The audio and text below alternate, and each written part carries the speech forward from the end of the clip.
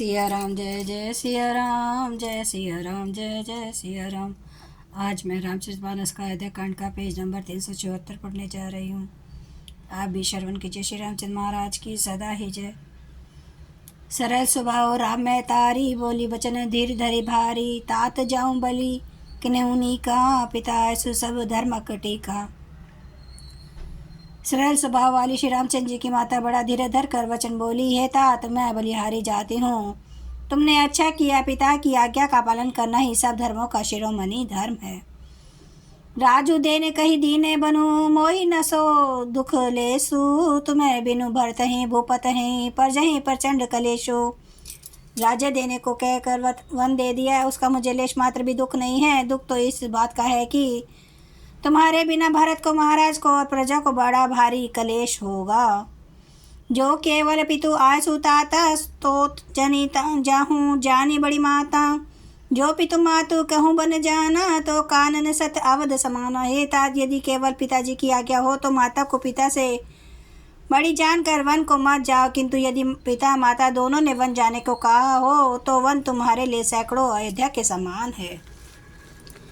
पितु बंदे मातु बन देवी, खग मृग चरण सरोहु सेवी। अंतु उचित नृपै बनवासु, बिलो की है हो हरसु। वन के देवता तुम्हारे पिता होंगे और वन देवी माता होगी। वहाँ के पशु पक्षी तुम्हारे चरण कमलों के सेवक होंगे। राजा के लिए अंत में तो वनवास करना उचित ही है। केवल तुम्हारी सुकुमार अवस्था देखकर हृदय में दुख होता है।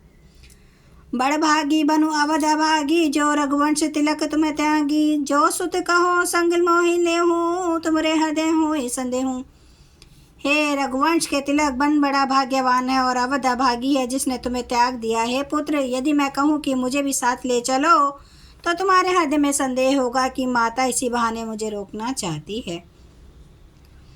पूत परम प्रिय तुम सभी के, प्राण प्राण के जीवन जी के ते। तुम्हें कहूँ मातु बन जाऊं, मैं सुनी वचन में बैठी पछताऊं। हे पुत्र, तुम सभी के परम प्रिय हो, प्राणों के प्राण हो, हृदय के जीवन हो, वही प्राणाधार। तुम कहते हो कि माता मैं वन को जाऊं, मैं तुम्हारे वचनों को सुनकर बैठी पछताती हूँ।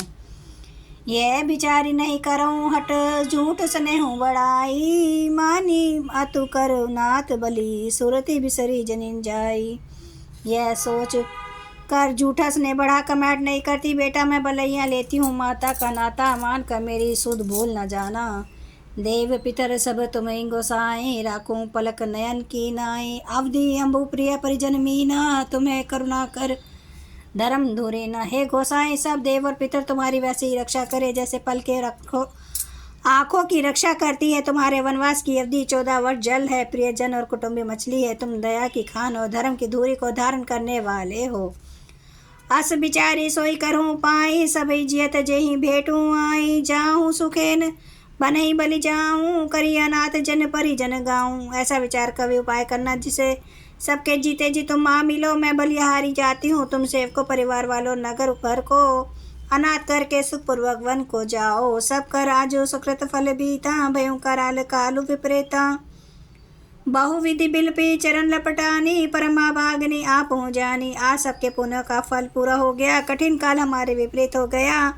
इस प्रकार बहुत विलाप करके और अपने को परमा भागनी जानकर माता श्री रामचंद्र जी के चरणों में लिपट गई।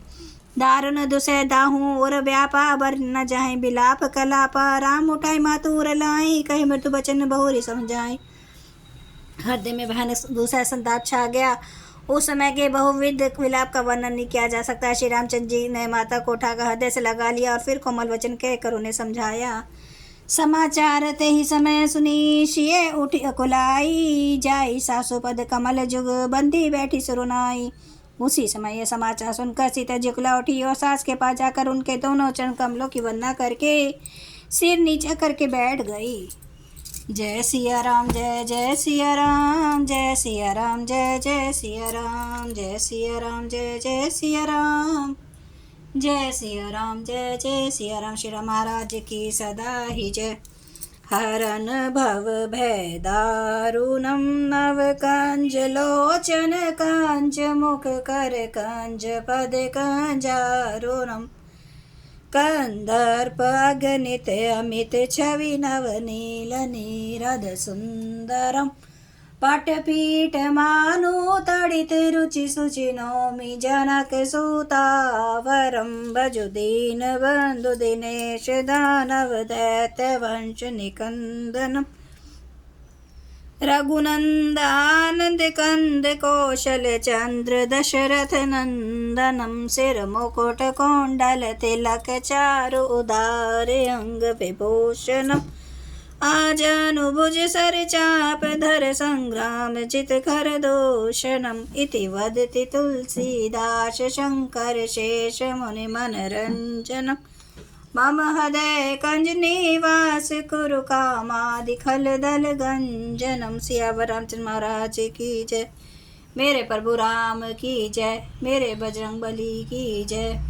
हर हर महादेव, हर हर महादेव, हर हर महादेव। जय श्री शंभु।